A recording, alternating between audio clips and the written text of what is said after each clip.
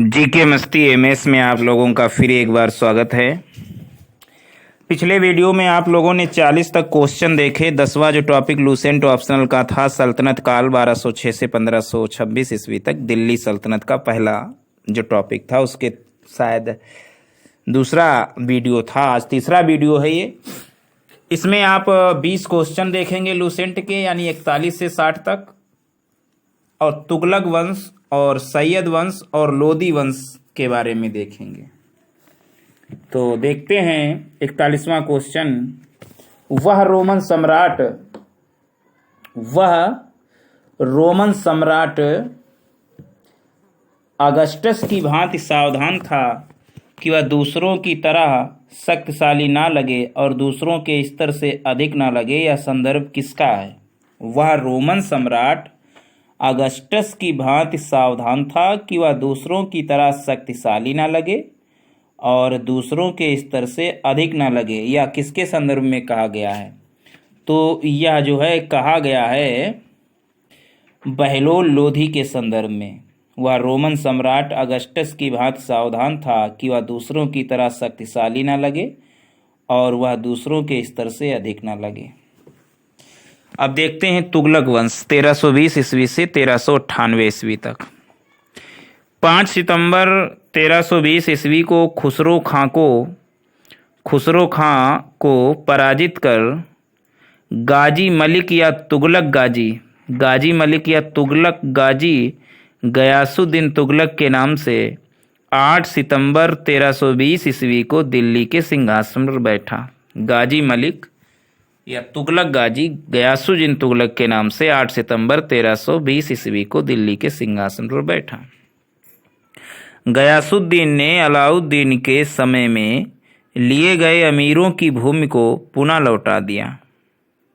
गयासुद्दीन ने अलाउद्दीन के समय में लिए गए अमीरों की भूमि को पुनः लौटा दिया। इसने सिंचाई के लिए कुएं एवं नहरों का निर्माण करवाया।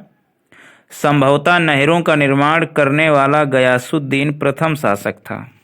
संभवतः नहरों का निर्माण करने वाला गयासुद्दीन पहला शासक था। गयासुद्दीन तुगलक ने दिल्ली के समीप स्थित पहाड़ियों पर तुगलकाबाद नाम का एक नया नगर स्थापित किया। तुगलकाबाद रोमन शैली में निर्मित इस नगर में एक दुर्ग का निर्माण भी हुआ। इस दुर्ग को छप्पन कोट के नाम से जाना जाता है। छप्पन कोट। गयासुद्दीन तुगलक की मृत्यु 1325 ईस्वी में बंगाल के अभियान से लौटते समय जूना खां द्वारा निर्मित 1325 ईस्वी में बंगाल के अभियान से लौटते समय जूना खां द्वारा निर्मित लकड़ी के महल में दबकर हो गई। गयासुद्दीन के बाद जूना खां मोहम्मद बिन तुगलक के नाम से दिल्ली के सिंहासन पर बैठा। जूना खां मोहम्मद बिन तुगलक के नाम से गद्दी पर बैठा। मध्यकालीन सभी सुल्तानों में मोहम्मद तुगलक सर्वाधिक शिक्षित, विद्वान एवं योग्य व्यक्ति था। मोहम्मद तुगलक को अपनी सनक भरी योजनाओं, क्रूर कृत्यों एवं दूसरे के सुख दुख के प्रति उपेक्षा भाव रखने के कारण स्वप्नशील, पागल एवं रक्त पिपासु कहा गया। स्वप्नशील, पागल एवं रक्त पिपासु मोहम्मद बिन तुगलक। यह कृषि के विकास के लिए अमीर-ए-कोही नामक एवं नवीन विभाग की स्थापना की। किसने? मोहम्मद बिन तुगलक ने। अमीर-ए-कोही। मोहम्मद बिन तुगलक ने अपनी राजधानी दिल्ली से देवगिरी में स्थानांतरित की और इसका नाम दौलताबाद रखा। दिल्ली से देवगिरी में स्थानांतरित की और इसका नाम दौलताबाद रखा मोहम्मद बिन तुगलक ने। सांकेतिक मुद्रा के अंतर्गत मोहम्मद बिन तुगलक ने कांसा यानी फरिश्ता के अनुसार मतलब सांकेतिक मुद्रा के अंतर्गत मोहम्मद बिन तुगलक ने कांसा, ये कांसा तांबा, मतलब फरिश्ता ने बताया कि इसने कांसा रखी और तांबा बताया गया बरनी के अनुसार। तो कांसा एवं तांबा धातुओं के सिक्के चलवाए, जिनका मूल्य चांदी के रुपये टंका के बराबर होता था। एडवर्ड थॉमस ने मोहम्मद बिन तुगलक को प्रिंस ऑफ मनीयर्स कहा है? प्रिंस ऑफ मनीयर्स की संज्ञा दी एडवर्ड थॉमस। अफ्रीकी यानी मोरक्को यात्री, अफ्रीकी जो मोरक्को का यात्री था, अफ्रीकी मोरक्को यात्री इब्न बतूता लगभग 1333 ईस्वी में भारत आया। सुल्तान ने इसे दिल्ली का काजी नियुक्त किया। 1333 ईस्वी में आया, दिल्ली का काजी नियुक्त किया गया। 1342 ईस्वी में सुल्तान ने इसे अपने राजदूत के रूप में चीन भेजा। 1342 में चीन राजदूत के रूप में। इब्न बतूता की पुस्तक रेहला में मोहम्मद तुगलक के समय की घटनाओं का वर्णन है। रेहला, इसने अपनी पुस्तक में विदेशी व्यापारियों के आवागमन, डाक चौकियों की स्थापना यानी डाक व्यवस्था एवं गुप्तचर व्यवस्था के बारे में लिखा है। मोहम्मद तुगलक ने जिन प्रभासूर नामक जैन साधु के साथ विचार विमर्श किया था, मोहम्मद तुगलक ने जिन प्रभासूर नामक जैन साधु जो था, जिन प्रभासूर, इसके साथ विचार विमर्श किया था। मोहम्मद बिन तुगलक की मृत्यु 22 मार्च 1351 ईस्वी को सिंध जाते समय ठट्टा के निकट गोडाल में हो गई थी। 20 मार्च 1351 ईस्वी को सिंध जाते समय ठट्टा के निकट गोडाल में हो गई थी। मोहम्मद बिन तुगलक के शासनकाल में दक्षिण में हरिहर एवं बुक्का नामक दो भाइयों ने 1336 ईस्वी में स्वतंत्र राज्य विजयनगर की स्थापना की थी। स्वतंत्र राज्य विजयनगर की स्थापना की थी। महाराष्ट्र में अलाउद्दीन बहमन शाह ने 1347 ईस्वी में स्वतंत्र बहमनी राज्य की स्थापना की। अलाउद्दीन बहमन शाह ने 1347 ईस्वी में स्वतंत्र बहमनी राज्य की स्थापना की। मोहम्मद बिन तुगलक की मृत्यु पर इतिहासकार बदायूनी लिखता है, अंततः लोगों को उससे मुक्ति मिली और उसे लोगों से।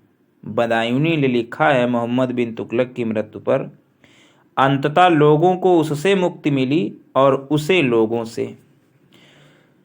मोहम्मद बिन तुगलक शेख अलाउद्दीन का शिष्य था। शेख अलाउद्दीन वह सल्तनत का पहला शासक था जो अजमेर में शेख मोइनुद्दीन चिश्ती की दरगाह और बहराइच में सालार मसूद गाजी के मकबरे में गया। जो अजमेर में शेख मोइनुद्दीन चिश्ती की दरगाह और बहराइच में सालार मसूद गाजी के मकबरे में गया। मोहम्मद बिन तुगलक के बदायूं में मीरन मुलहिम, तुगलक ने बदायूं में मीरन मुलहिम, दिल्ली में शेख निजामुद्दीन औलिया, बदायूं में मीरन मुलहिम, दिल्ली में शेख निजामुद्दीन औलिया, मुल्तान में शेख रुकनुद्दीन, आजुधन में शेख मुल्तान आदि संतों की कब्र पर मकबरे बनवाए। बदायूं में मीरन कुलहिम, दिल्ली में शेख निजामुद्दीन औलिया, मुल्तान में शेख रुकनुद्दीन, आजुधन में शेख मुल्तान आदि संतों की कब्र पर मकबरे बनवाए मोहम्मद बिन तुगलक ने। बदायूं में मीरन मुलहिम, दिल्ली में शेख निजामुद्दीन औलिया, मुल्तान में शेख रुकनुद्दीन, आजुधन में शेख मुल्तान। फिरोज तुगलक का राज्याभिषेक ठट्टा के निकट, जहाँ इसकी मृत्यु हुई थी ठट्टा, तो ठट्टा के निकट नज़दीक 20 मार्च 1351 ईस्वी को हुआ। 20 मार्च 1351 ईस्वी को हुआ। पुनः फिरोज का राज्याभिषेक दिल्ली में अगस्त में हुआ। 1351 ईस्वी को हुई। पहले 20 मार्च 1351 ईस्वी को ठट्टा के नज़दीक, फिर पुनः हुआ दिल्ली में अगस्त 1351 ईस्वी में। खलीफा द्वारा इसे कासिम अमीर उल मोमिनीन की उपाधि दी गई। खलीफा द्वारा इसे कासिम अमीर उल मोमिनीन की उपाधि दी गई। राजस्व व्यवस्था के अंतर्गत फिरोज ने अपने शासनकाल में 24 कष्टदायक करों को समाप्त कर केवल 4 कर खराज, खोम्स, जजिया और जकात को वसूल करने का आदेश दिया। 24 कष्टदायक करों को समाप्त कर दिया फिरोज शाह ने। राज व्यवस्था के अंतर्गत केवल 4 कर, खराज यानी लागान, खुम्स यानी युद्ध में लूट का माल, जजिया एवं जकात की वसूल करने का आदेश दिया। फिरोज तुगलक ब्राह्मणों पर जजिया लागू करने वाला पहला मुसलमान शासक था। फिरोज तुगलक ने एक नया कर सिंचाई कर भी लगाया जो उपज का 1/10 भाग था। सिंचाई कर उपज का 1/10 भाग था। फिरोज तुगलक ने 5 बड़ी नहरों का निर्माण भी करवाया। सिंचाई कर लेता था 1/10, लेकिन 5 बड़ी नहरों का निर्माण भी करवाया। फिरोज तुगलक ने 300 नए नगरों की स्थापना की। इनमें हिसार, फिरोजाबाद जो दिल्ली के पास है, फतेहाबाद, जौनपुर, फिरोजपुर प्रमुख हैं। हिसार, फिरोजाबाद, फतेहाबाद, जौनपुर, फिरोजपुर प्रमुख हैं। इसके शासनकाल में क्रिजाबाद, टोपरा गांव, क्रिजाबाद एवं मेरठ के अशोक के 2 स्तंभों को लाकर दिल्ली में स्थापित किया। क्रिजाबाद, टोपरा गांव एवं मेरठ से क्रिजाबाद यानी टोपरा गांव एवं मेरठ से अशोक के 2 स्तंभों को लाकर दिल्ली में स्थापित किया। सुल्तान फिरोज तुगलक ने अनाथ मुस्लिम महिलाओं, विधवाओं एवं लड़कियों की सहायता के लिए एक नए विभाग दीवान-ए-खैरात की स्थापना की। दीवान-ए-खैरात की स्थापना की।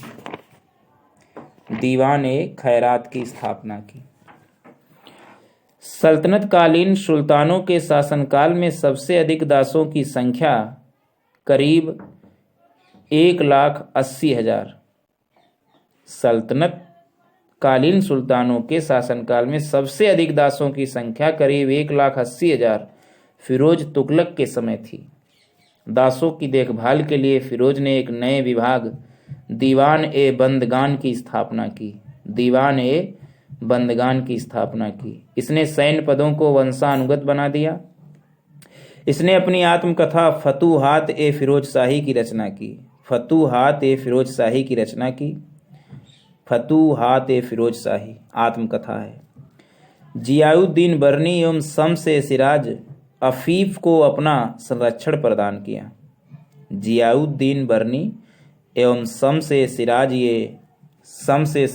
अफीफ को अपना संरक्षण प्रदान किया।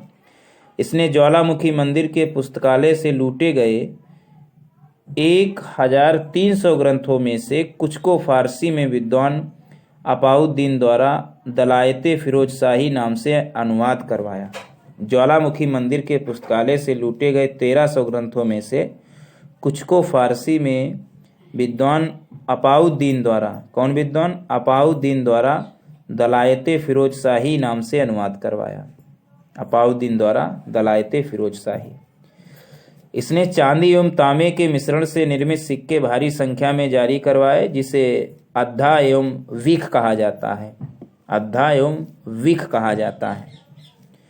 फिरोज तुगलक की मृत्यु सितंबर 1388 ईस्वी में हो गई। सितंबर 1388 ईस्वी में हो गई। 1351 में ये बैठा था गद्दी पर, 1388 ईस्वी में हो गई। फिरोज काल में निर्मित खान-ए-जहां तेलंगानी के मकबरा की तुलना जेरूसलम में निर्मित उमर के मस्जिद से की जाती है।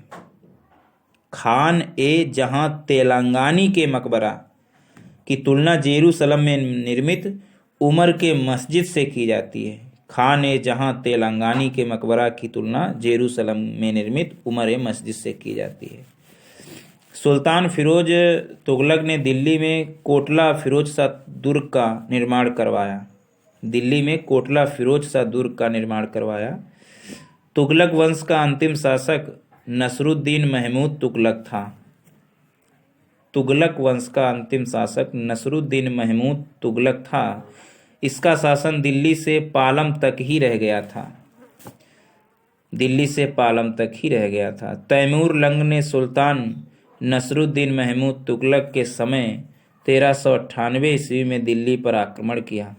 तैमूर लंग ने नसरुद्दीन महमूद तुगलक के समय 1398 ईस्वी में दिल्ली पर आक्रमण किया। नसरुद्दीन के समय में ही मलिक कुसरक यानी पूर्वाधिपत की उपाधि धारण कर एक हिजड़ा यानी मलिक सरवर ने जौनपुर में एक स्वतंत्र राज्य स्थापित किया। मलिक कुसरफ पूर्वाधिपत की उपाधि धारण कर एक हिजड़ा जिसका नाम मलिक सरवर था, उसने जौनपुर में एक स्वतंत्र राज्य की स्थापना की। तो ये तो था तुगलक वंश। अगला वंश है सैयद वंश। सैयद वंश 1414 ईस्वी से 1451 ईस्वी तक है। 1414 ईस्वी से 1451 ईस्वी तक। देखिए, सैयद वंश का संस्थापक था खिरज खां। इसने सुल्तान की उपाधि न धारण कर अपने को रैयत ए आला की उपाधि से खुश रखा। रैयत ए आला, सुल्तान नहीं अपने को कहलाता था, रैयत ए आला। खिरज खां तैमूर लंग का सेनापति था। तैमूर लंग वही जिसने नसरुद्दीन महमूद तुगलक के समय 1398 में दिल्ली पर आक्रमण किया था, उसी का सेनापति था। भारत से लौटते समय तैमूर लंग ने खिरज खां को मुल्तान, लाहौर एवं दीपालपुर का शासक नियुक्त किया। मुल्तान, लाहौर और दीपालपुर। खिरज खां नियमित रूप से तैमूर के पुत्र शाहरुख को कर भेजता रहा। शाहरुख को कर भेजा करता था। खिरज खां की मृत्यु 20 मई 1421 ईस्वी में हो गई। 20 मई 1421 ईस्वी में हो गई। खिरज खां के पुत्र मुबारक खां ने शाह की उपाधि धारण की। खिरज खां के पुत्र मुबारक शाह ने शाह की उपाधि धारण की। याहिया बिन अहमद सरहिंदी को याहिया बिन अहमद सरहिंदी को मुबारक शाह का संरक्षण प्राप्त था। याहिया बिन अहमद सरहिंदी को मुबारक शाह का संरक्षण प्राप्त था। इसकी पुस्तक तारीख ए मुबारक शाही में सैयद वंश के विषय में जानकारी मिलती है। तारीख ए मुबारक शाही में सैयद वंश के विषय में जानकारी मिलती है। यमुना के किनारे मुबारकाबाद की स्थापना मुबारक शाह ने की थी। यमुना के किनारे मुबारकाबाद की स्थापना मुबारक शाह ने की थी। सैयद वंश का अंतिम सुल्तान अलाउद्दीन आलम शाह था। सैयद वंश का अंतिम सुल्तान अलाउद्दीन आलम शाह था। सैयद वंश का शासन करीब 37 वर्षों तक रहा। सैयद वंश का शासन करीब 37 वर्षों तक रहा। तो ये तो हुआ सैयद वंश। अगला है लोदी वंश। लोदी वंश 1451 से 1526 ईस्वी तक। 1451 ईस्वी से 1526 ईस्वी तक। देखिए, लोदी वंश का संस्थापक बहलोल लोदी था। लोदी वंश का संस्थापक बहलोल लोदी था। वह 13 अप्रैल 1451 ईस्वी को बहलोल शाह गाजी की उपाधि से दिल्ली के सिंहासन पर बैठा। 19 अप्रैल 1451 ईस्वी को बहलोल शाह गाजी की उपाधि से दिल्ली के सिंहासन पर बैठा। दिल्ली पर प्रथम अफगान राज्य की स्थापना का श्रेय बहलोल लोदी को दिया जाता है। प्रथम अफगान राज्य की स्थापना का श्रेय, दिल्ली पर प्रथम अफगान राज्य की स्थापना का श्रेय बहलोल लोदी को दिया जाता है। बहलोल लोदी ने बहलोल सिक्के का प्रचलन करवाया। बहलोल सिक्के। वह अपने सरदारों को मकसद ए अली कहकर पुकारता था। सरदारों को मकसद ए अली। वह अपने सरदारों के खड़े रहने पर स्वयं भी खड़ा रहता था। वह अपने सरदारों के खड़े रहने पर स्वयं भी खड़ा रहता था। बहलोल लोदी का पुत्र निजाम खां 17 जुलाई 1489 17 जुलाई 1489 ईस्वी में निजाम खां बहलोल लोदी का पुत्र सुल्तान सिकंदर शाह की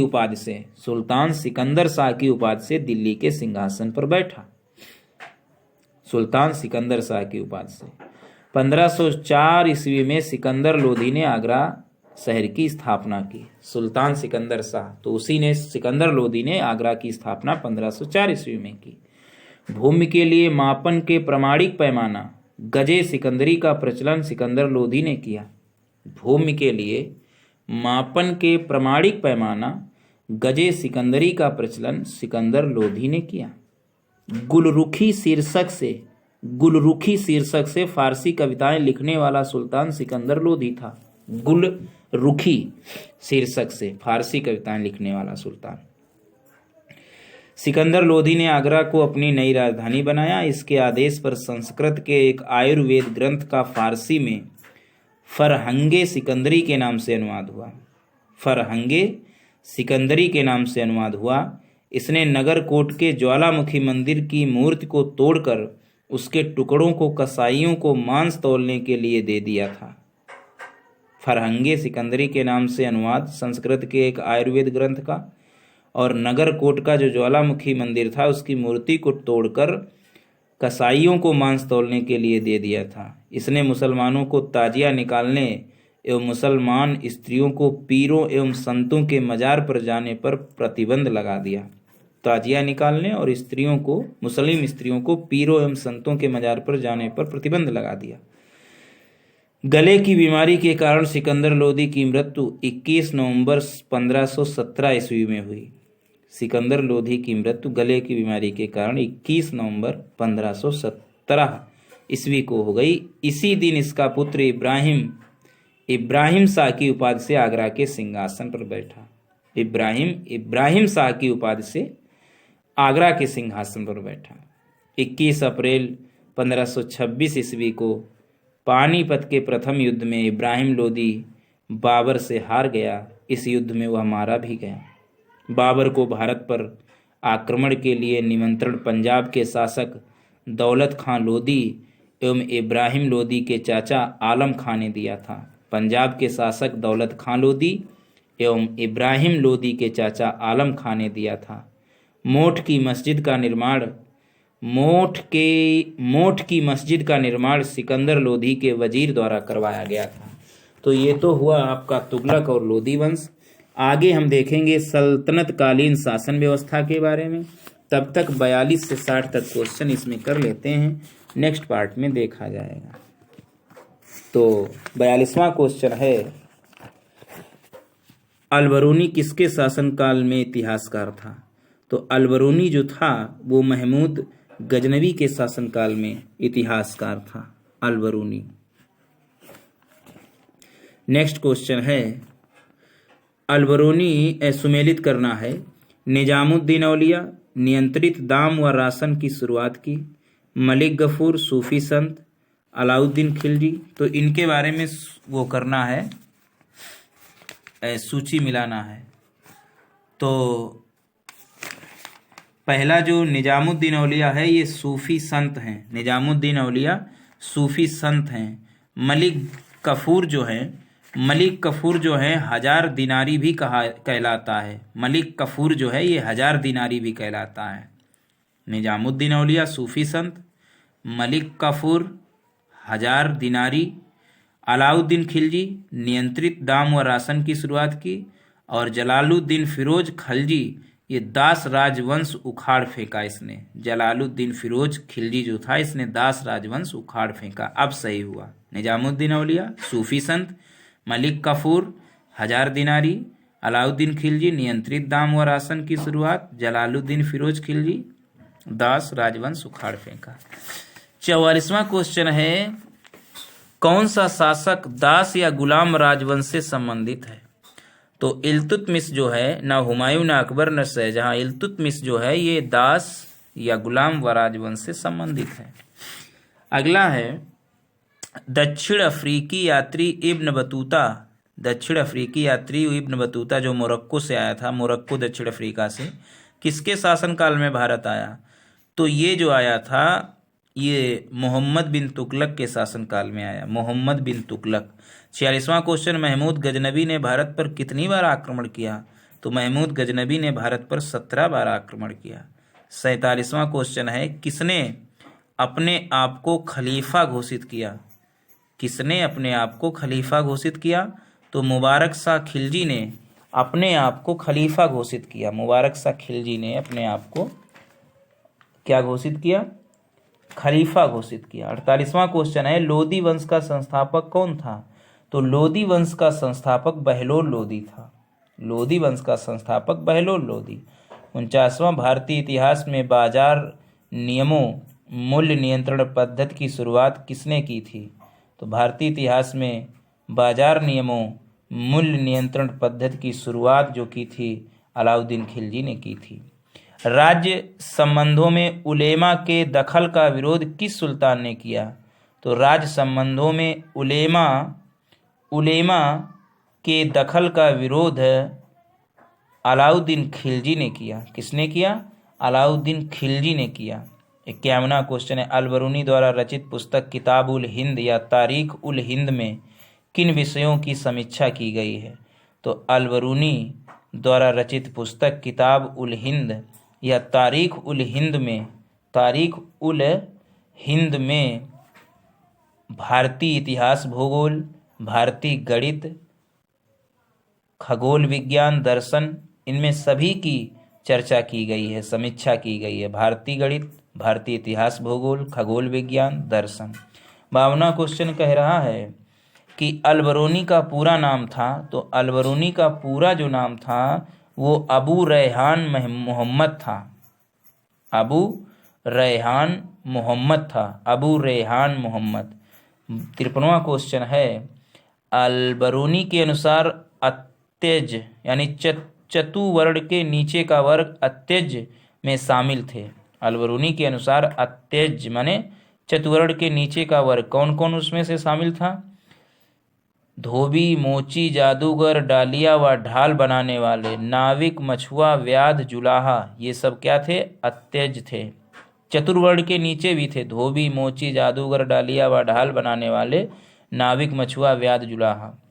54वां क्वेश्चन है, 11वीं सदी के भारत का दर्पण किसे कहा जाता है? 11वीं सदी के भारत का दर्पण कहा जाता है किताब उल हिंद को, किताब उल हिंद को। वह हिंद का युद्ध 1008 में 8-9 में जो वह हिंद का युद्ध था किनके बीच लड़ा गया? तो वह हिंद का युद्ध जो 1008 से 9 ईस्वी में हुआ वो महमूद गजनवी और आनंद पाल के बीच में लड़ा गया। महमूद गजनवी और आनंद पाल के बीच में लड़ा गया। 56वां क्वेश्चन, दिल्ली सल्तनत का वह प्रथम सुल्तान कौन था जिसने स्थायी सेना रखी? तो दिल्ली सल्तनत का वह प्रथम सुल्तान अलाउद्दीन खिलजी था जिसने स्थायी सेना रखी। 57वां क्वेश्चन, सुल्तान अलाउद्दीन खिलजी की बाबत के संबंध में निम्नलिखित कथनों पर विचार कीजिए। नंबर 1, अलाउद्दीन खिलजी ने अनाज के दाम नियत किए, सही है। अलाउद्दीन खिलजी पहला सुल्तान था जिसने सैनिकों को नगद वेतन दिया, सही है। अलाउद्दीन खिलजी के शासनकाल में किसानों द्वारा दिए गए भू राजस्व का अंश फसल के आधे तक बढ़ा दिया गया था, ये भी सही है। तीनों सेंटेंस सही है अलाउद्दीन खिलजी के बारे में। अलाउद्दीन खिलजी ने अनाज के दाम नियत किए। अलाउद्दीन खिलजी पहला सुल्तान था जिसने सैनिकों को नगद वेतन दिया। अलाउद्दीन खिलजी के शासनकाल में किसानों द्वारा दिए गए भू राजस्व का अंश फसल के आधे तक बढ़ा दिया गया था। क्वेश्चन नंबर 58 है, दिल्ली के निम्नलिखित सुल्तानों में से किसने तैमूरी शासक मिर्जा शाहरुख के अधिराज्य में आना स्वीकार किया? दिल्ली के निम्नलिखित सुल्तानों में से किसने तैमूरी शासक मिर्जा शाहरुख के अधिराज्य में आना स्वीकार किया? तो वो शासक था खिर्ज खां सैयद। तो खिर्ज था सैयद वह शासक था जिसने तैमूरी शासक मिर्जा शाहरुख के अधिराज्य में आना स्वीकार किया। 59वां क्वेश्चन है, निम्न में से कौन गुलरुखी के उपनाम से कविताएं लिखा करता था? तो गुलरुखी के उपनाम से सिकंदर लोधी कविताएं लिखा करता था। 60वां और आज का अंतिम क्वेश्चन, निम्न में से कौन सा कथन रजिया सुल्तान के संबंध में असत्य है? कौन सा कथन रजिया सुल्तान के संबंध में असत्य है? पहला है, इल्तुतमिश ने वंशानुगत राजतंत्र स्थापित करने की कोशिश की और पुत्रों की अयोग्यता के कारण रजिया को उत्तराधिकारी मनोनीत कर दिया, ये तो सही है। 1236 ईस्वी में जनता के सक्रिय सहयोग से रजिया सुल्तान दिल्ली की सुल्तान बनी, ये भी सही है। उसने हबशी सरदार मलिक याकूत को नायब ममलकित के पद पर नियुक्त किया, ये भी सही है। चौथा है, रजिया ने सर्वप्रथम तुर्क सामंत वर्ग की शक्ति को सुदृढ़ता प्रदान करने की कोशिश की और गैर तुर्की शासक वर्ग को शक्तिहीन बना दिया, ये गलत है।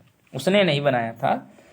सर्वप्रथम तुर्क सामंत वर्ग की शक्ति को सुदृढ़ता प्रदान करने की कोशिश भी नहीं की और गैर तुर्की शासक वर्ग को शक्तिहीन भी नहीं बनाया, ये कथन गलत है। बाकी तीनों सही हैं। इल्तुतमिश ने वंशानुगत राजतंत्र स्थापित करने की कोशिश की और पुत्रों की अयोग्यता के कारण रजिया को उत्तराधिकारी घोषित किया। 1236 में जनता के सक्रिय सहयोग से वो सुल्तान बनी। उसने हबशी सरदार मलिक याकूत को नायब ममलकित के पद पर नियुक्त किया। मलिक याकूत को नायब ममलकित के पद पर नियुक्त किया। तो ये 60 क्वेश्चन हुए और सल्तनत काल के सभी शासक हुए। अब सल्तनत कालीन शासन व्यवस्था के बारे में जानना है तो बार बार इस वीडियो को देखें और नेक्स्ट वीडियो का इंतज़ार करें। Thanks for watching.